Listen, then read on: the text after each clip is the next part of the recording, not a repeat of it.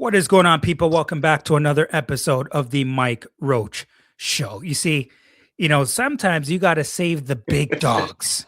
You got to save the big dogs for the break, okay? And so let me get through some things here. We got a former pro hooper, okay, former player for the Canada men's national basketball team, former Michigan Wolverine, and a rising star NBA analyst for TSN.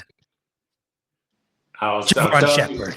Listen, Mike, I've been tapping into the pod and I've been waiting. I said to you before, like, I'm seeing everybody go up here and I'm wondering, listen, I know I can't be too far down the list. I got to be somewhere there, but nah, here we are, man. And you said it like, midway through the season, all-star break. So I'm going to assume I'm one of your all-star guests, right? It's only fitting. So I'm going to take that and let's have some fun with it. Appreciate you, man. Listen, thank you for doing this first and foremost. And my subscribers are pretty hardcore, man. They're trust me, they're appreciating this right now. They definitely are. So Jevohn, I want to start here. Okay. Now you have seen this team play 55 games this season. Yeah. What are your thoughts on the Toronto Raptors thus far? Well, I mean, first of all, we're, a couple wins ahead of where we were. If you're comparing it to last season. So I think just seeing the marginal increase is, progress can be slow, right? And slow progress is better than no progress. But I think the team is taking a big leap. And if you think about last season and the going into the off season and when the Raptors made the trade for Brandon Ingram, I'm happy at where the team is right now because there was so many critics that were one against the Brandon Ingram trade and he's this, he's that, and I remember we spoke about it. We spoke about it. I'm looking at this and I'm like, hold on now, like this is first of all, this is a hooper. Like, and for me, I know I'm always going to lean heavily onto the player side, right? That's the side I come from, right? I'm not going to be all these advanced analytics and projected numbers and rumor mill. This player is this player is that, because I've been in a situation before. I've had teammates like that, and there's a human side to all this, right? And we also have to forget at the end of the day, the players need to put the ball in the hoop and just play basketball. You need guys that can just hoop, can play ball. And to me, Brandon Ingram is one of those guys. And if you have an opportunity to snag one of those and it can fit your system, or they're at a point in their career where, right, they're extra motivated. You don't know, right, the ceiling that player has and that can, help your team and invigorate your team and improve the ceiling of your team. So I thought that move there was a big move by the Raptors. And then you get into the offseason and you start to hear like all the criticism and skeptics again, like how's RJ and Brandon Ingram and Scottie Barnes going to work? It's going to be choppy. There's not enough ball to go around.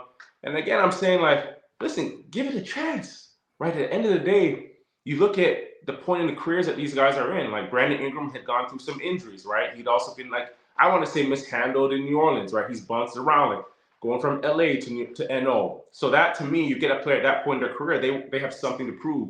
You think about RJ and IQ, right? They got shipped over to Toronto from New York, and that's the first time that's happened to them in their careers. You think about it, RJ's a guy that's been sought after his entire career, right? He goes to Montver, he's a Canadian national team member.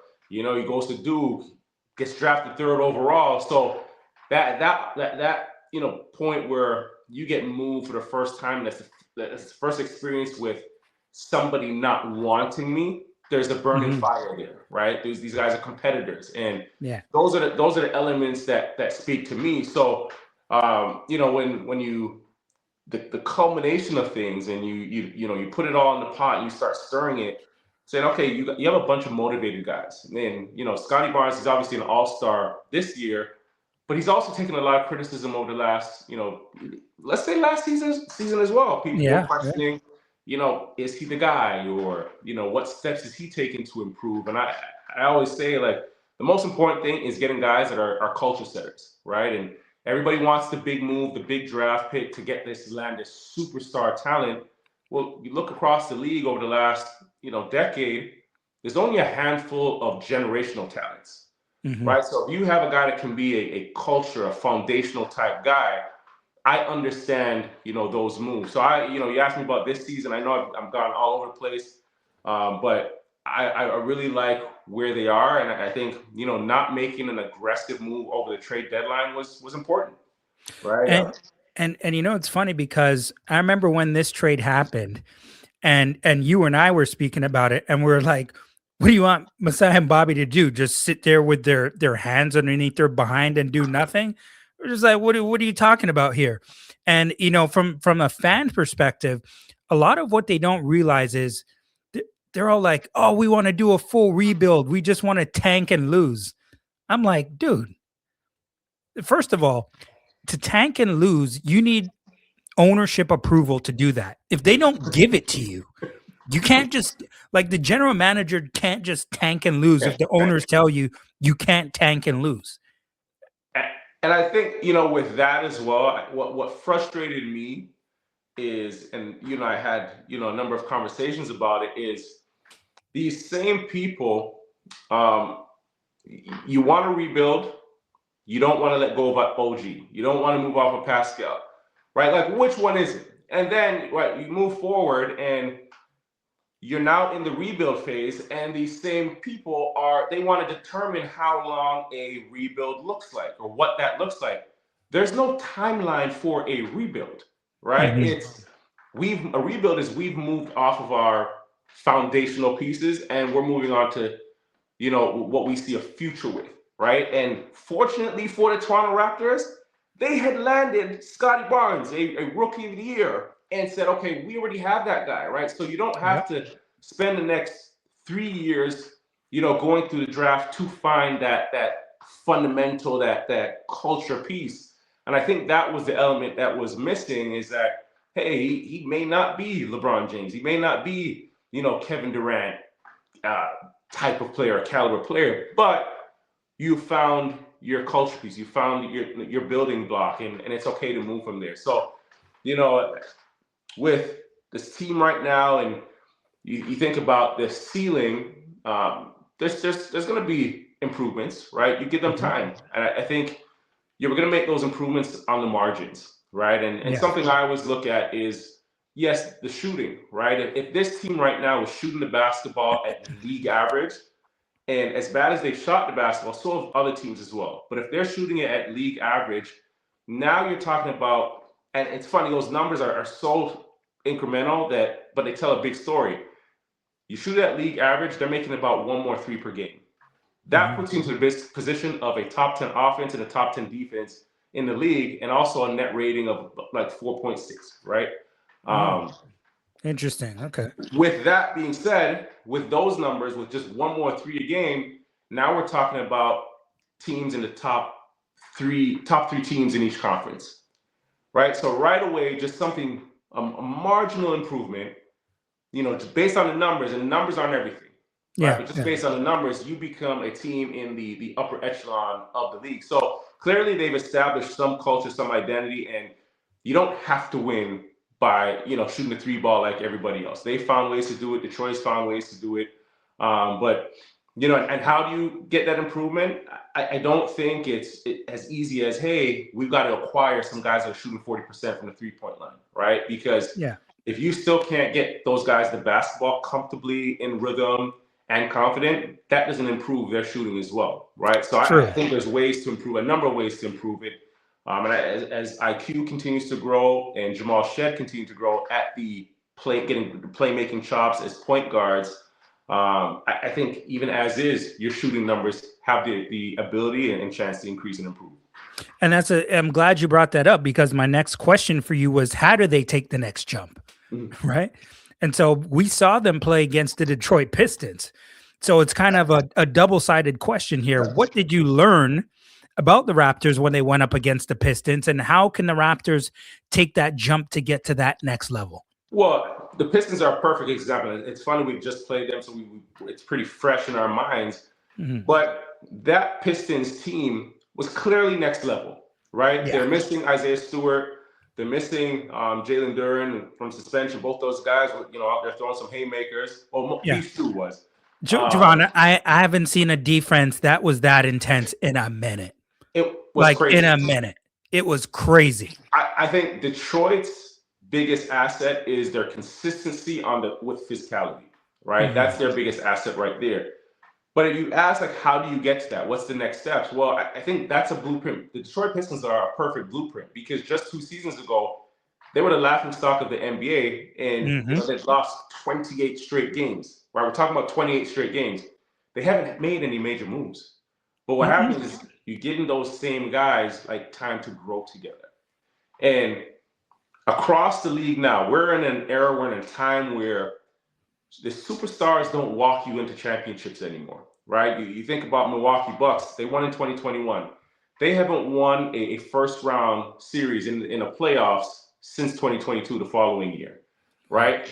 And they have Giannis, who's an MVP candidate year after year after year, right? So I think that blueprint, that model from the Detroit Pistons, in finding identifying your foundational pieces, allowing them to grow, and making slow improvements and slow changes on the margins, right? And I think that's the case for the Toronto Raptors. I don't think, and with all the big moves across the league from last year even to now, none of those have translated into championships, right? Luka going over to the Lakers, right? There's still a lot. That's still a work in progress. AD to Dallas has now translated into AD to Washington. Yep. Right?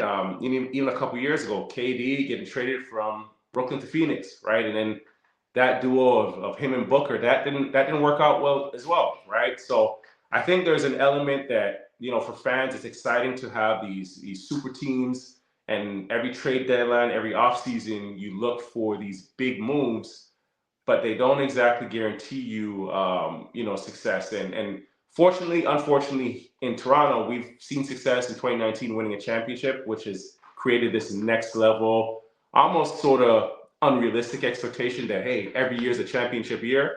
It doesn't work like that. It doesn't work like that. Absolutely not. Absolutely not. And you bring up a great point because, when you mention that roster around a guy like Cade Cunningham, these are not like Kevin Durant and Luka Doncic and Anthony Davis that's surrounding this dude. I mean, he has guys around him. You look at Durant, right? He's a bit of a beast, but you look at the rest of the guys around him, Duncan Robinson, and you're looking at Javonte Green. And I mean, these are just solid guys around him. And so you're looking at the mentality of these guys, because it's almost like when you look at Bickerstaff, right? Mm-hmm.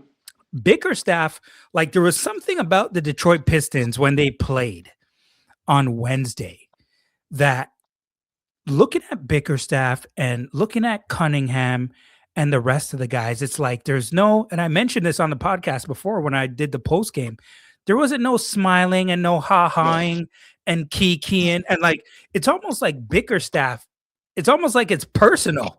Yeah. At this point, from getting ousted in Cleveland and coming over to Detroit.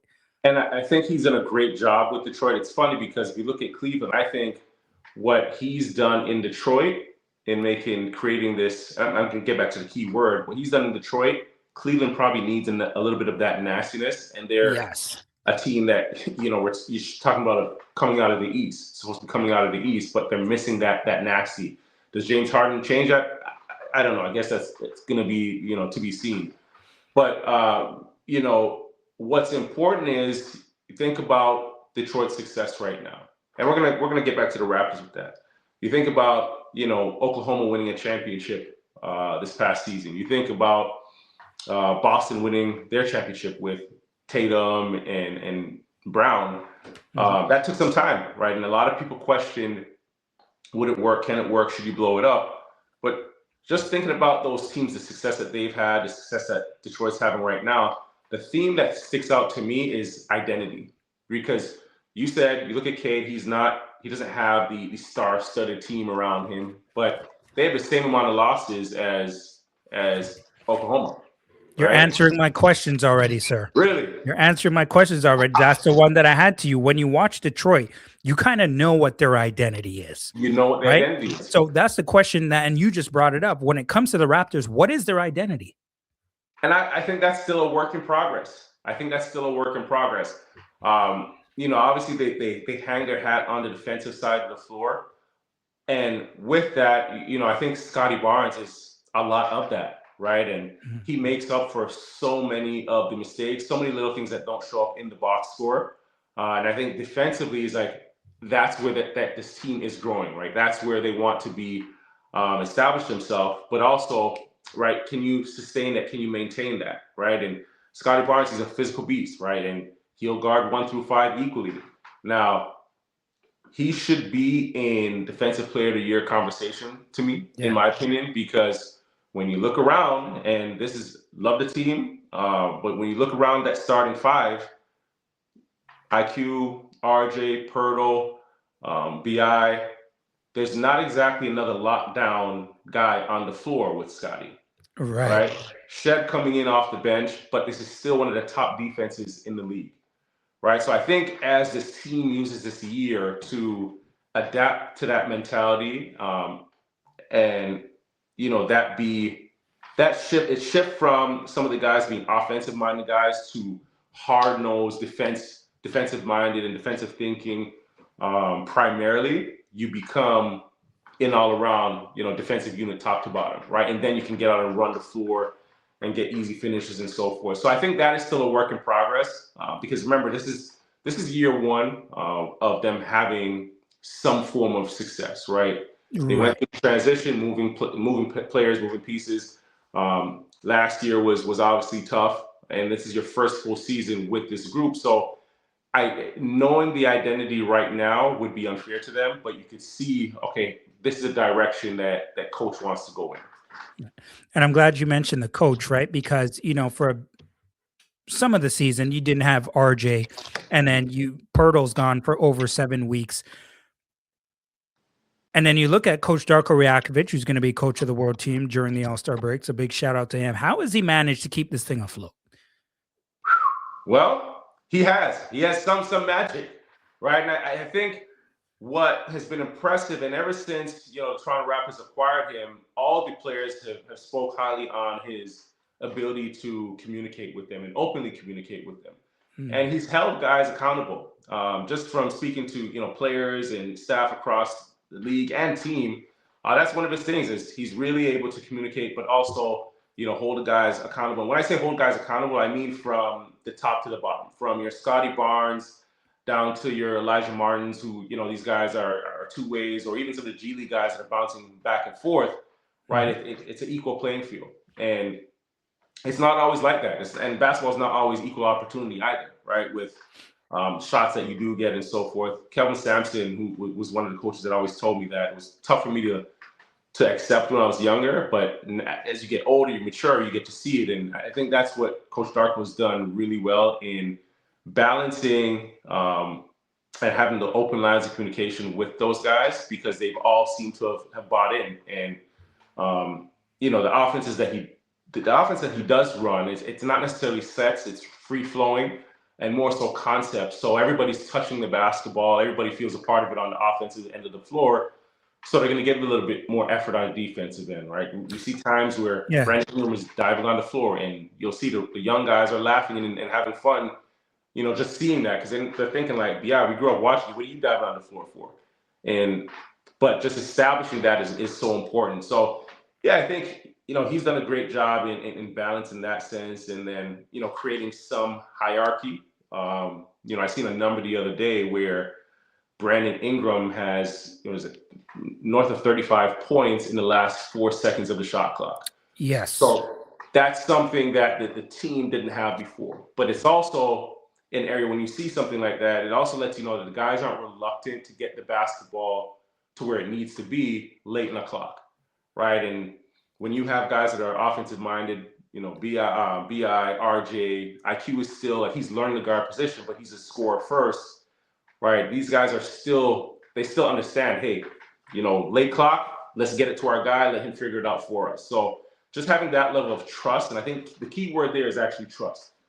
You see, this is how I know that you're a serious basketball mind, because the question that I had for you is, how do the Raptors improve in their half-court sets? And I don't have to ask the question now because you've already answered it for me, so I'm going to move on to the next thing. And to me, I tend to ask this question because I do find it's very important. And for somebody like you, who I've known for a little while now, who's played a lot of basketball, right? We're talking about the national level, pro overseas. We're talking about in the NCAA. My knees can tell you. I got a question here about toughness because to me, I could only have dreamt to have played at the level that you've played at. But does it come from your core players or does it kind of stem from your coach? That's a layered one. But I'm going to say it comes from your core players, right? Because every coach wants the players to be tough. Every coach, is going to say dive on a loose ball, right? A lot of those, things are pretty cliche and pretty, universal language, whether you're playing, on the Toronto Raptors or Los Angeles Lakers or, Sacramento Kings, right? Dive on loose balls, right? Win 50-50 balls. But if there's not somebody that's on that floor holding the guys accountable and you have a missed assignment and you know that player is going to chew you out or he was going to turn to the sideline and tell the coaches to get you out, right? That's you don't have much anchor. So that toughness starts with the guys on the floor, right? And you think about the toughest teams across the league. When Golden State was winning, Steph's the best player in the league at the time. Draymond is a tough guy, right? He's the leader of the team. You look at this Detroit Pistons team. As much as we laugh at Isaiah Stewart and how chaotic he can be, like he puts the battery in everybody's back, right? Oklahoma is a team like individually, you take those guys apart, they're very nice guys. Like I've spent some time with them, especially last year during the finals run. You take those guys outside of the lines, very nice guys, right? They get inside the lines, right? Those guys are getting after it. You think they're one of the toughest teams in the league, tough guys, whatever the case may be, the most grit. But it comes from the guys on the floor. And you're seeing that shift because with the Raptors, because Scottie he's tough, but he's also become more of a leader. He's also taken on that leadership role more where he's vocalizing more, he's verbal, he's expressive, he's leading by example. And, that's why it's one of the better defensive teams in the league. So that definitely for me comes from, having a player on your team that instills some fear in the other, 10, 12, 15 players on the roster. Yeah. Yeah, I agree with that. And the thing that's great about him is that he can instill the fear on both ends of the court, right? How does he ascend to the next level, you think, Scottie Barnes? And that's an interesting one, right? And I thought about it a number of times, and you could easily say become, more of a scorer or shoot the basketball more. I think those are always going to be improvements in his game. But I think as he grows as a leader and that fire and desire to win is displayed on the court, right? Like he's got to get to a point where he hates losing more than he likes winning, right? Yes. And then that, like when you think about those players, you're thinking about the Jordans, the Kobe's. And I think for Scottie, it's not going to be about, hey, he needs to shoot 40% from the floor.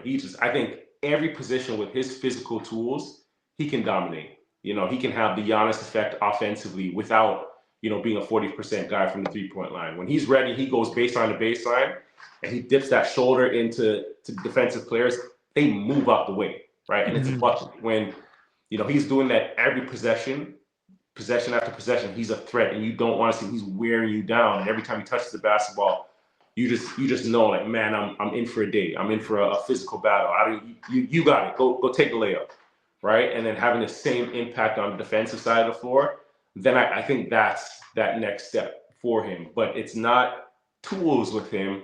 It's just that it boils down to just hating losing more than you love winning.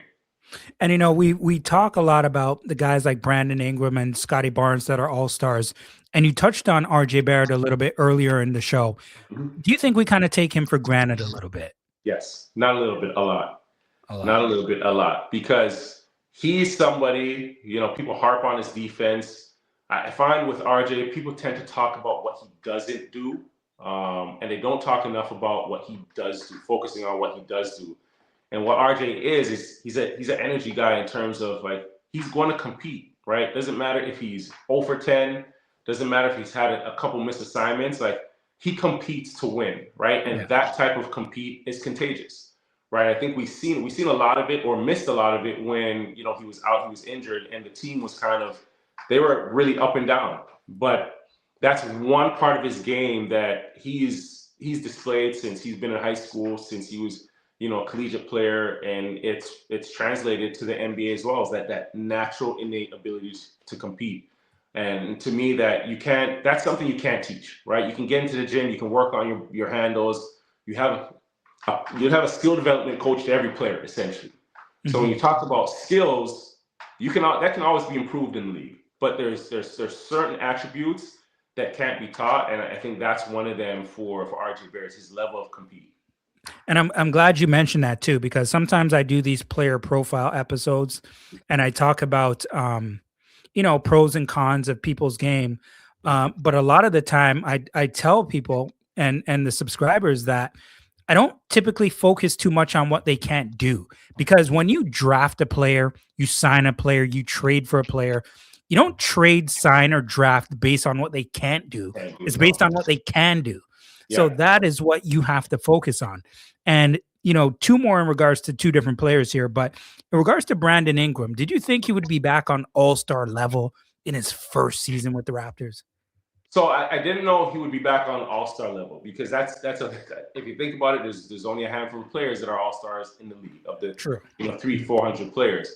But I did trust that he would be at, you know, an elite level, playing at a really high level, much better than we've seen in New Orleans. So much of this is situational, and New Orleans, quite frankly, not a well-ran organization. But this also ties into what you were saying initially, and with RJ, a big part of, you know, players and putting them into positions to be successful, there's no perfect player. So when you focus on what the player actually does well and the strengths of the player, it's then on the coaching staff to put those players in positions to be successful, to use their strengths and kind of hide and mask, you know, their weaknesses, so to say. So for me, I think Dark was done a great job there. You see, he runs a lot of actions where you can get RJ, you know, off of some misdirections, then get into his left hand around the rim, right? He still gets to the free throw line. He's playing well off the weak side, knocking down shots. I don't know when's the last time in the NBA we've seen any teams run any floppy action, but you're running a lot of floppy actions where BI gets a chance to be expressive without the basketball, and then catch in some, you know, where he's comfortable scoring the basketball and encouraging him to post up. So, you know, I really like that there. And, you know, in terms of BI's play, there's the other side to it where, hey, he was playing in the West for all of his career. Like, when you get traded to the East, it becomes a cakewalk, because the West, it's a gauntlet every night. So the numbers, like, it was a dogfight every given night. And you think about at his position, there are dogs at his position every night. Oh, yeah. In the East, you think about the big wings, there's not many big wings. So there's an advantage right away acquiring, you know, a big wing that can put the basketball in the hole.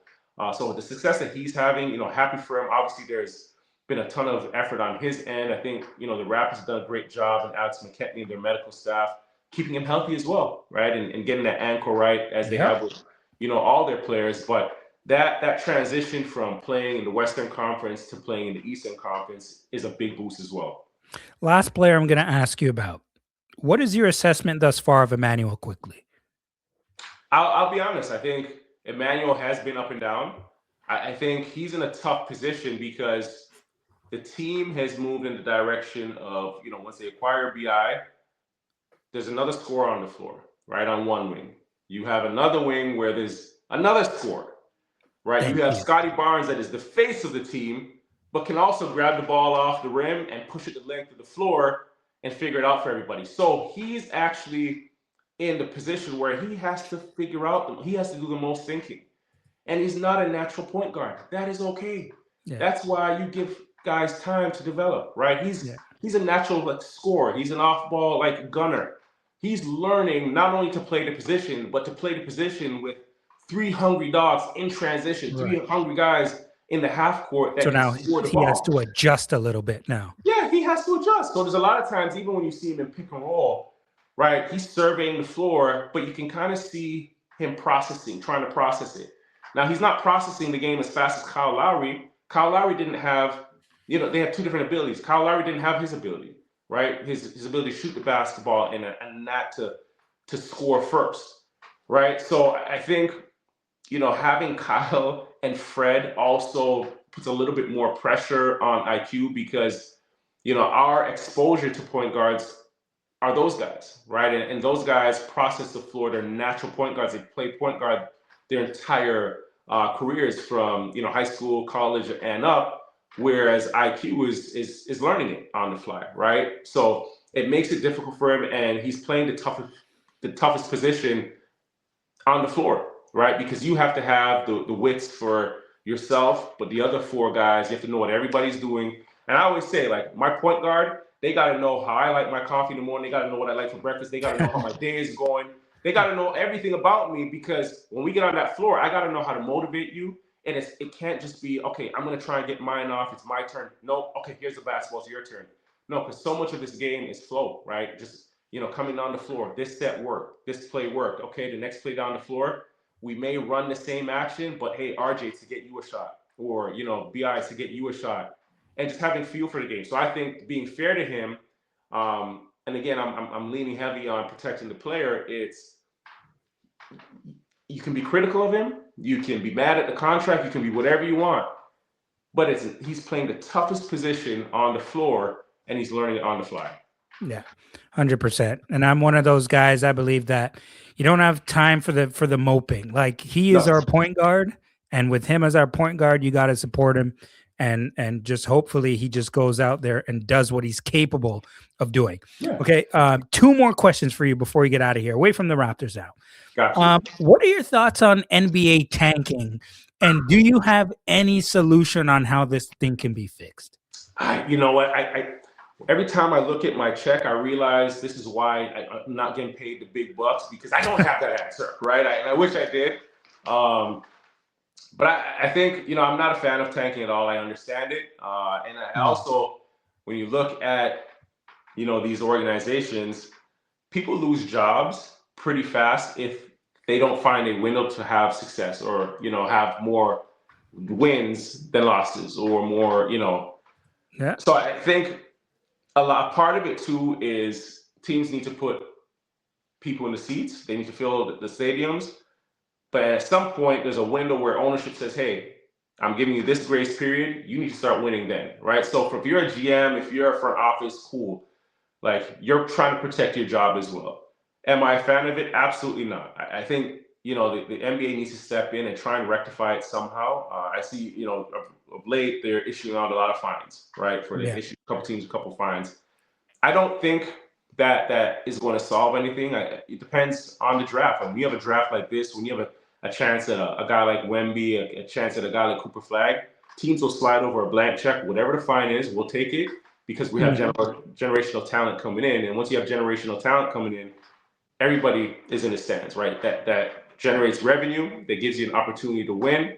So I don't think that's going to solve it. I'm more from the belief of, and I'm no genius by any means, but I think it impacting the salary cap more. It will probably, have similar to how, right now, the second apron and first apron, teams are running from those things and dispersing, players and offloading players because they don't want to take those penalties and impact themselves there. But I think if you start to hit the cap a bit more, at some capacity, there's that. But also, another thought I had the other day is a lot of players have to play a certain amount of games to qualify for the postseason awards, or those things in nature. And what if your starting five had to play a required amount of games to even qualify for the lottery, right? That would keep guys on the floor. They'd have to play. Yeah, that's pretty interesting. They would have to play, and even if they play and then you poll them, at least the fans that are going, are paying, and the kids that are paying their hard-earned money, the families that are paying their hard-earned money, they still get a chance and opportunity to see the players themselves. Yeah, that's where it's most egregious. Like the amount of money that these people have to pay to come to the games just to see these guys on the bench. when they can clearly play is crazy to me. It's tough. It hurts the game, but everybody has a something to gain, and you got to understand it from the business aspect. You understand it. If I'm obviously I was a manager, team GM in the CEBL. Yeah. Completely different league. Yeah. But if you're a general manager, you have to make decisions that are best for your team and to give your team the best chance at success to also save your job. Yes. So if you look at it from everybody's angle, they do have some valid points for some reason. So the NBA has to step in and kind of mitigate that. Last question here. Is there any excitement with you in regards to All-Star Weekend anymore? You want my broadcast answer? You want me on air that answer? You want my candid answer? Okay, you know what? Let's get your on-air answer first. My on-air answer, I'm absolutely excited. It's great for the guys to know. I'm looking forward to it, guys. You get to see the best guys in the league come out and compete. No, I think, you know what, I enjoy it, but it's the nostalgia of it when you think back, when I close my eyes and I think about All-Star Weekend, right? The images that come to mind are, Vince Carter going through his legs, 360 dunk, right? It's over all that, right? The excitement there. And now I don't know where that is anymore. So it's much harder to get up and get excited for it. I think this little caveat with, the international team competing with some of the other teams, that adds a little twist to it. Now, are guys going to go out and compete as hard? I don't know. I guess we'll find out in a couple of days. But no, I think my memories of it are similar to that of yours, right? And you're thinking about VC and AI and Kevin Garnett and Jason Kidd and T-Mac and Grant Hill. That was great times. Those are really good times. But I'm not going to age myself. We're gonna enjoy this weekend. We're gonna have fun this weekend. LA, 2026. Listen, NBA analyst for TSN, Jevohn, thank you so much for doing this show, man. I really appreciate it. Appreciate you. Anytime. All right. Take care, brother. Likewise, King.